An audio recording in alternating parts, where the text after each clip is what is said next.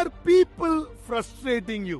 மனிதர்கள் உங்களை எரிச்சல் அடைய செய்கிறார்களா? யாருக்கு நம்ம ரொம்ப இரக்கம் காமிச்சோமோ, யாருக்கு ரொம்ப ஜோம் பண்ணுமோ, யாருக்கு ரொம்ப ஹெல்ப் பண்ணுமோ, யாருக்கு அவுட் ஆஃப் த வே போய் நம்ம நின்னமோ, அவங்க தான் நம்மளை இரிட்டேட் பண்ணே இருப்பாங்க. The people whom we help, the people whom been kind to, they are the ones who irritate us. அதுவும் பாத்தீங்கன்னா இரிட்டேஷன் வெளியில இல்ல, வீட்லயே இருக்கும். அதுவும் யாருக்காக ரொம்ப ஜோம் பண்றோமோ அவங்க நம்மளை irritate. And one point of time we get tired because to the people whom we show love, they show their attitude back to us.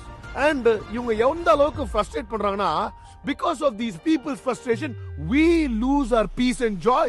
And இன்னைக்கு the Lord is warning us. In fact, he's giving us caution. மத்தவங்க ஃப்ரஸ்ட்ரேஷனால உன்னுடைய சமாதானத்தை சந்தோஷம் நீ இழந்ததினா என்ன நடக்கும்னா, எதற்காக நீ ஜெபித்து கொண்டிருக்காயோ அந்த ஆசீர்வாதத்தை இவங்க கொடுக்கிற ஃப்ரஸ்ட்ரேஷனால நம்ம இழந்துருவோம். பாத்துருக்கீங்களா? நிறைய பேர் நம்மள ஃப்ரஸ்ட்ரேட் பண்ணிட்டு அவங்க சந்தோஷமா இருப்பாங்க. This morning the Lord is saying, be very careful not to lose your joy, your peace, because somebody is irritating you.